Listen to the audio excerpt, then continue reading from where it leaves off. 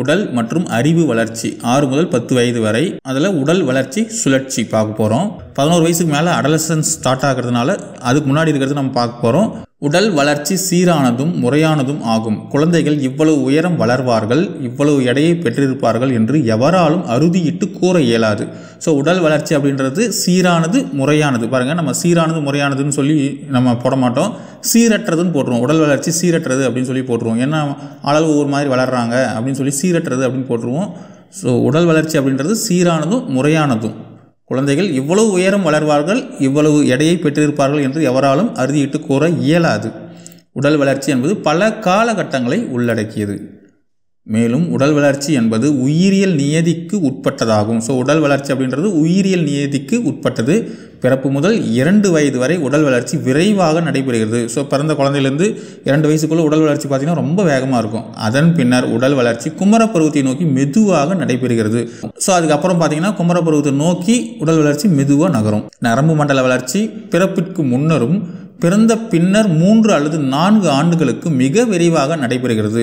So நரம்பு மண்டல வளர்ச்சி பார்த்திங்கன்னா பிறப்புக்கு முன்னவே ஆரம்பிச்சிடுது. அதே மாதிரி பிறந்த பின்னர் 3 அல்லது 4 ஆண்டுகளுக்கு மிக விரைவாக நடைபெறுது. பின்னர் நரம்பு மண்டல வளர்ச்சி மெதுவாக நடைபெறுகிறது. ஸோ நரம்பு மண்டல வளர்ச்சி பிறப்பதற்கு முன்னாடியே வளர்ச்சி அடைய ஆரம்பிச்சிடுது. அப்புறம் பிறந்த பின்னாடி 3 அல்லது 4 ஆண்டுகளுக்கு மிக விரைவாக நடைபெறுகிறது. அதுக்கு அப்புறம் மெதுவாக நடைபெறுது.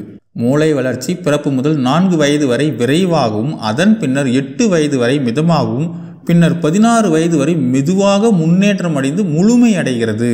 ரொம்ப ரொம்ப முக்கியமான லைன் பாருங்கள். மூளை வளர்ச்சி எப்பொழுது முழுமை அடைகிறது அப்படின்னு சொல்லி கேட்பாங்க. 16 வயது, அது ஞாபகம் வச்சுக்கோங்க. 16வது வயதில் மூளை வளர்ச்சி முழுமை அடைகிறது. அப்போது மூளை வளர்ச்சி பிறப்பு முதல் 4 வயது வரை விரைவாக நடைபெறுது.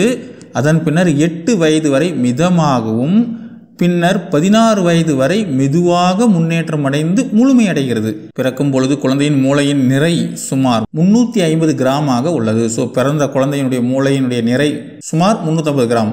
பருவமடைந்த பின்னர் மூளையின் அளவு 1260 கிராம் முதல் 1400 கிராம் வரை உள்ளது. ஸோ பருவமடைந்த பின்னாடி மூளையினுடைய அளவு 1260லேருந்து 1400 கிராம் வரைக்கும் இருக்கும். பிறக்கும் பொழுது 1/4 மடங்காகவும், 9வது மாதம் அரை மடங்காகவும், 2வது வயதின் முடிவில் 3/4 மடங்காகவும், 4ஆம் வயதில் 4 மடங்காகவும், 6வது வயதில் அது 90 விழுக்காடாகவும் மூளையின் வளர்ச்சி உள்ளது. ஸோ மூளையினுடைய வளர்ச்சி எப்படி இருக்குதுன்னு பாருங்கள். பிறக்கும்போது 1/4 மடங்கு, 9வது மாதம் அரை மடங்கு, 2வது வயதில் முடிவில் 3/4 மடங்கு, அப்புறம் 4வது வயதுக்கு போயிடுது 4 மடங்கு, 6வது வயதில் அது 90 விழுக்காடாக மூளையினுடைய வளர்ச்சி அடைஞ்சிடுது. ஸோ அதனால தான் 6 வயசில் 1ஆம் வகுப்பு சேர்த்துறோம். அது ஞாபகம் வச்சுக்கோங்க. மூளையின் வளர்ச்சி உடலின் எடையுடன் ஒப்பிட்டு பார்க்கும் பொழுது பிறக்கும் பொழுது அது 1/8 ஆகவும், 10வது வயதில் அது 1/18 ஆகவும், 15வது வயதில் அது 1/30 ஆகவும், பருவம் அடையும் பொழுது அது 1/40 ஆகவும் உள்ளது. ஸோ மூளையின் வளர்ச்சி உடலின் எடையோடு ஒப்பிடும்போது பிறக்கிற குழந்தை வந்து 1/8, 10வது வயதில் 1/18, 15வது வயதில் 1/30, பருவம் அடையும் போது 1/40 இருக்குது. அதாவது உடல் எடையோட மூளையின் எடையை ஒப்பிடுறோம். அது ஞாபகம் வச்சுக்கோங்க. குழந்தையின் உயரம் பிறக்கும் பொழுது ஏறத்தாழ 52 சென்டிமீட்டர் ஆகும்.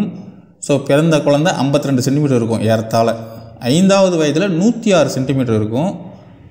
இது எல்லாமே ஏறத்தாழ தான், எல்லாமே ஒரே இதாக இருக்காது, ஞாபகம் வச்சுக்கோங்க. 9வது வயதில் 131 சென்டிமீட்டர், 13வது வயதில் 151 சென்டிமீட்டராகவும் உள்ளது. ஸோ குழந்தையினுடைய உயரம் பிறக்கும்போது 52 சென்டிமீட்டர், 5வது வயதில் 106 சென்டிமீட்டர், 9ஆம் வயதில் 131 சென்டிமீட்டர், 13வது வயதில் 151 சென்டிமீட்டர், எல்லாமே சற்று ஏறக்குறைய.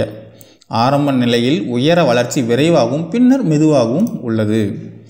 பெண் குழந்தைகளின் உயர வளர்ச்சி ஆண் குழந்தைகளை விட சற்று குறைவாக உள்ளது. ஸோ பெண் குழந்தைகளுடைய உயர வளர்ச்சி ஆண் குழந்தைகளை விட சற்று குறைவாக இருக்கும். பெண்களுடைய உயரம் வந்து கொஞ்சம் கம்மியாக இருக்கும்.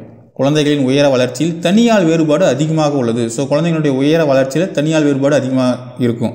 ஸோ தனியால் வேறுபாடு கீழ்கண்டவற்றில் எதில் அதிகமாக இருக்கும் அப்படின்னு சொல்லி கேட்டாங்க. குழந்தைகளுடைய உயர வளர்ச்சியில் சில குழந்தைகள் உயரமாகவும் சில குழந்தைகள் குள்ளமாகவும் உள்ளனர்.